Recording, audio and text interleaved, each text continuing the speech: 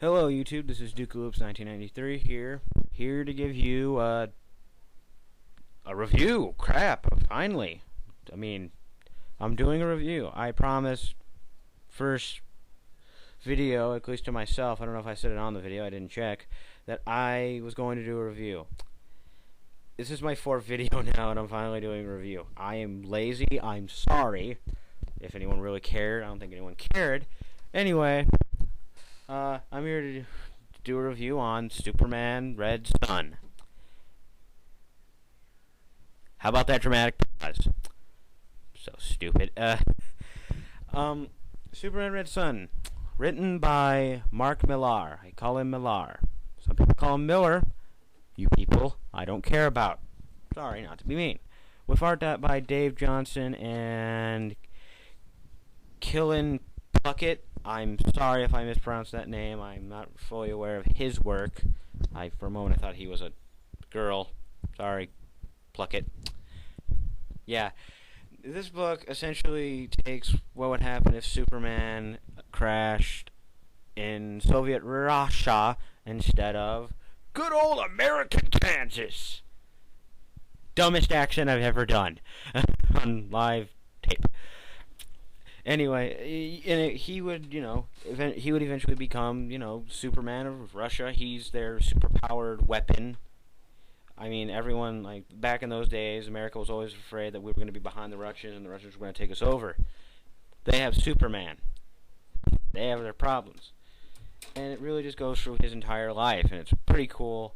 Lex Luthor is an American hero. He creates all these different science experiments, all these monsters, who are based off famous villains. He creates a Bizarro, a Parasite, he creates Doomsday, Atomic Skull, a Tallow. He creates all those classic Superman villains to fight him, and they kind of fail. Sorry. And it's so great. There's a Russian Batman, and one thing I love about him is this Batman has all the technology a average person living in Soviet Russia who would have at the time, which is really just metal, scrap, whatever you could find, and trash. And it's interesting. Every little thing about Superman's universe is thought about in here. Lois marries Lex Luthor. Jimmy Olsen, he becomes an agent who works with Lex Luthor. All these little small flourishes kind of come up, and it's just so good. Some of the good moments in this book, my opinion, the Bizarro Superman fight, that was pretty cool. The fight between Batman and him, there's a scene here, it's so good, where Batman tricks him into finding him.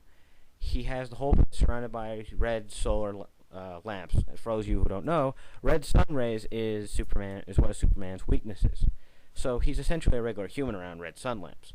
And once he turns the lamps on, Superman's like, "Oh, I get a tan while I beat you up, okay."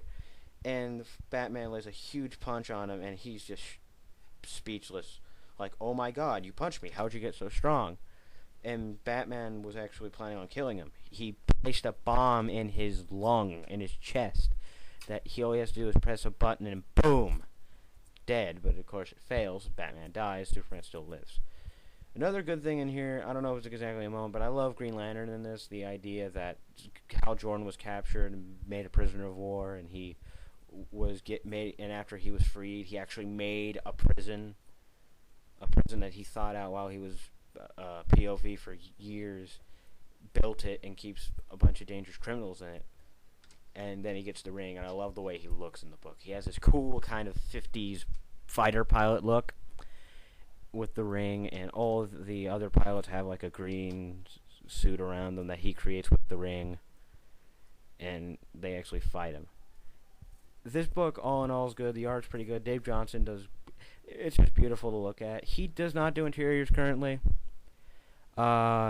He does covers a lot. He's well known for the covers of a Vertigo series called 100 Bullets. Plunkett, his work I'm not familiar with. I never knew of him until I saw this book. I got it because I got a coupon from Barnes & Noble. It was a 10% coupon, so I really just technically got like I technically didn't pay for the tax, so I got that. I didn't have to pay that, really. But that's a tangent. Mark Millar, he's so good, and this is like the only Millar book I own, and it's so good. And the stuff now is a far cry from what this is. The stuff he's writing now, he's just trying to be insane, and this is a love letter to comics. He's a Superman fan. I love this stuff. Mark Millar, he still other well-known works. He did the Ultimates 1 and 2 with Brian Hitch, a friend of his. He did Civil War, so Marvel fans. I made Marvel fans angry by mentioning that. Sorry. He did. He wrote Wanted, for the comic book Wanted, and was recently turned into a movie. And when people say adapted, apparently adapted means we took the name of the book and some of the character names, and we went with that. That's it. Didn't go with any of the real story. You really wouldn't have been able to tell that was a book based off the comic Wanted. But I'm kind of going off tangent again. I need to stop doing that. All in all, this book is great. The art's beautiful to look at. The characterization's good. I have to give this a 10 out of 10. It's just so great. Pick it up. Its retail price is only $18. I'm not telling you the tax. I'm not doing math right now. Sorry. Pick it up. Good book. That's all I need to say. This is Duke Loops, 1993. Peace out.